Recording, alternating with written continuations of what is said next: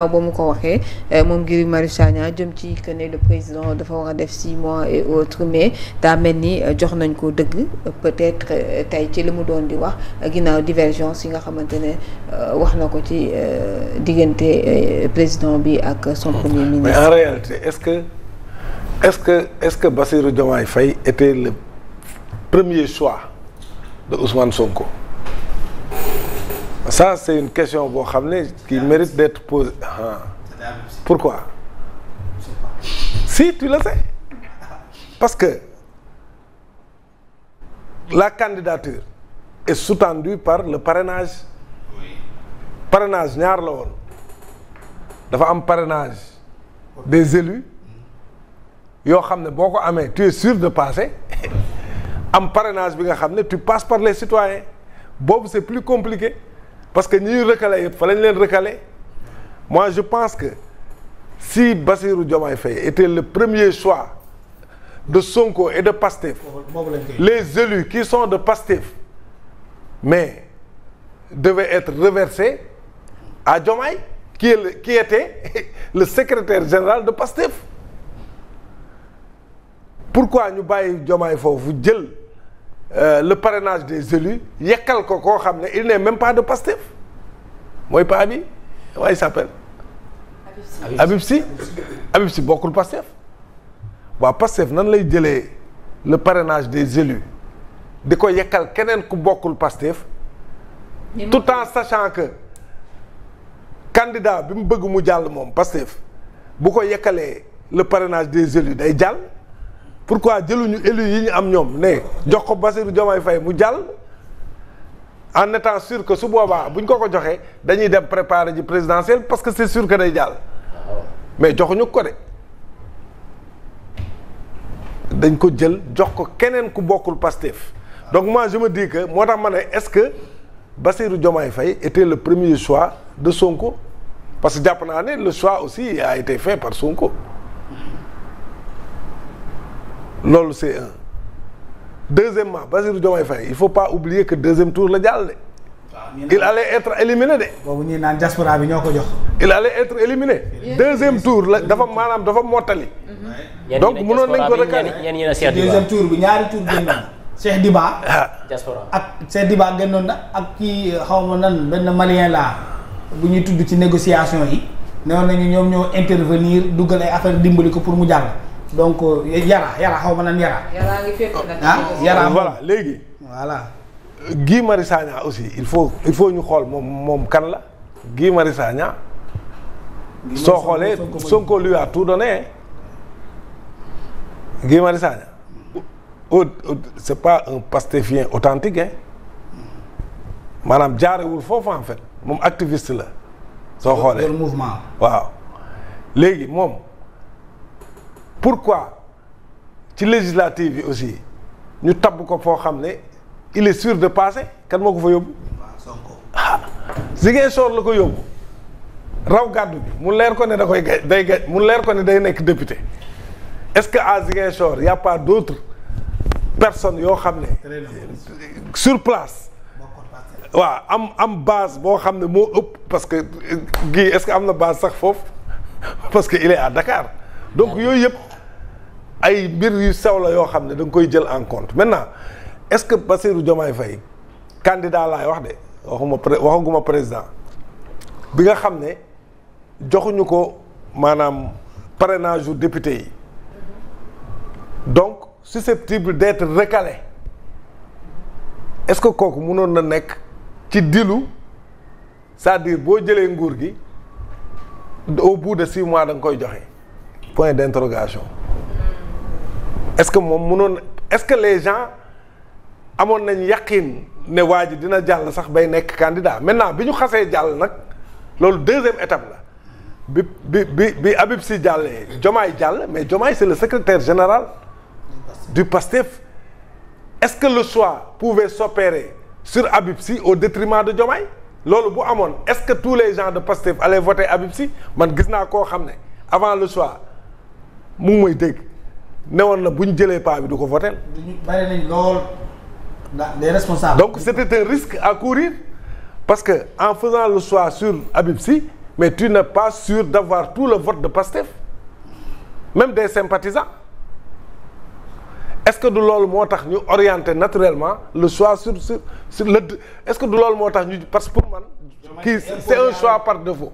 avec la waaw pour man c'est un choix par défaut pour man Diomaye c'est un choix par défaut parce que au départ tout était réuni pour qu'il soit recalé il est passé au deuxième tour et ensuite maintenant face aux candidats déclarés il y a un secrétaire général du parti bi war a def choix il y a un autre boo xam ne c'est un sympathisant donc foofu deux sympathisants il y avait également Cheikh Tidiane Dièye. effectivement il y avait Cheikh Tidiane Dièye également ci léegi loolu mais le choix ne pouvait pas s'opérer autrement parce que su boobaa risque perdre élection bi sax mënoon na ci am mais kon c'est un choix par défaut pour man de mon point de vue maintenant kooku nga xam ne c'est un choix par défaut est-ce que parce que en fait est-ce que Diomaye sax au fond mën nañ on peut se poser la question bi ñu jëlee le parrainage des élus jox ko Habib Sy est-ce qu'il était content parce que les élus aussi appartiennent à Pastef parce que Pastef moo demoon élection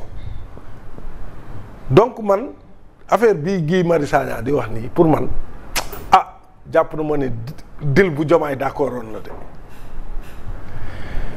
leneen li nag mooy waaw waxul lool waaw mais ñun dañuy analyser ay faits en fait on analyse des faits man ay faits laay jéem a analyser maintenant leneen li mooy beneen différence bi mooy soo xasee nag concourir au suffrage là-bas on parle d'un candidat face au peuple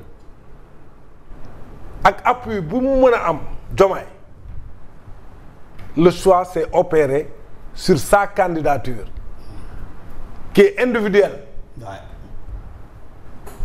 bu paree ba mu gagné qu'est-ce qu'il a fait il a prêté serment c'est lui qui a prêté serment gisoo fa keneen moom moo waat devant le juge constitutionnel te ci juróomi at la waat mais ba mu paree foofu nag mais c'est une autre personne nag parce que il devient le chef de l'État ak li mu ëmb yëpp nag day am nag différence ak waa ji nga xam ne au départ c'était un choix par défaut c'est là où les gens de Pastef doivent comprendre aussi que c'est pas la même personnalité.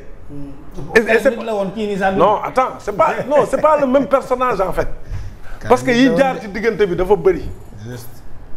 Aujourd'hui mais république moo bëgg Diomaye day nekk président ba 2029 parce que bu ko nekkul rek manquement la lenn rek moo tax mu bañ ko mën a nekk te loolu personne ne le souhaite ñu koy ñaanal gudd fan ak wér donc loolu maintenant pour revenir ci kaw Guy Marius Sagna moi je pense que il est temps qu'on l'arrête ce qu'il dit c'est dangereux aussi. C'est dangereux.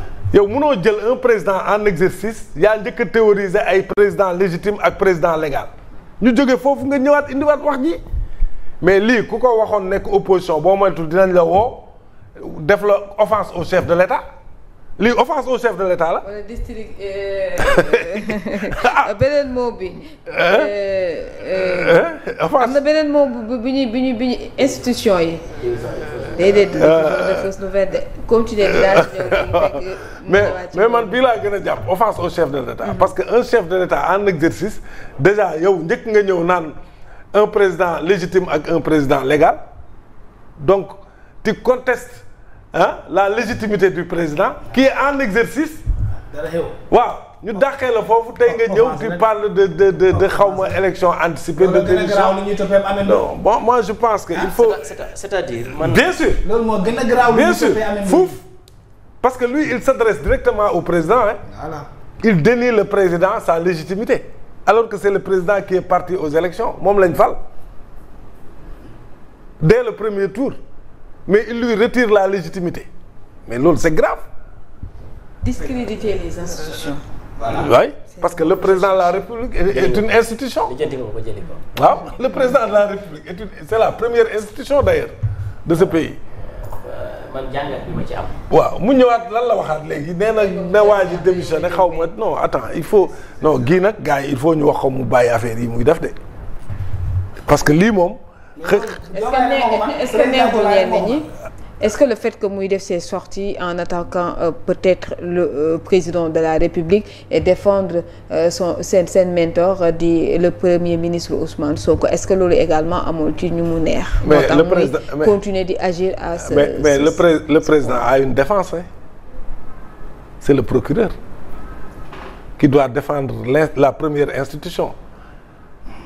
On doit empêcher à Guy Marius Sagna à chaque fois de s'attaquer au président aussi parce que li muy def nii il s'attaque au président frontalement parce que munoo ne il y a un président légitime et un président légal donc kan moo légitime nga ne le président élu n'est pas légitime mais pour man loolu offense au chef de l'État la discrédit la sur les institutions mën nañ ko opposer yóbbu ko kaso. parce que c'est du flagrant délit. Oui, c'est du flagrant délit. C'est du flagrant délit. bu ko keneen defoon ñu def ko loolu. donc il faut qu'il arrête léegi nag ban contexte bi mu ko waxee aussi da nga koy analyser. ban contexte la ko waxee ma daaneel foofu. contexte bi mu ko waxee mooy absence. président à au conseil des ministres. meeting le 8. non avant meeting réception des députés. de Pastef et ensuite ñeneen ñi. programmation d'un meeting mais loolu yëpp boo xoolee timing bi est-ce que c'est pas coordonné. c'est une bonne analyse. gis bi ma ci njëkk a am Fatima mooy Guy Marius Sagna yaruwul yaruñu ko jàngaluñ ko moom am na cat li mu am mooy dañ ko defarul Guy Marius yaruñu ko jàngaluñ ko ku ñu yarul jàngaluñ rek yaay fekk dogalub yàlla suba goo xëyee di ci wane sa mécontentement parce que Guy bu mënee nangul ni Ousmane Sonko moom la jàppee président de la République parce que daanaka ay waxam loolu la jàppewul Diomaye président ji dégg mooy ñàkk yar bi yaruwul benn ñàkk jàng bi nag mooy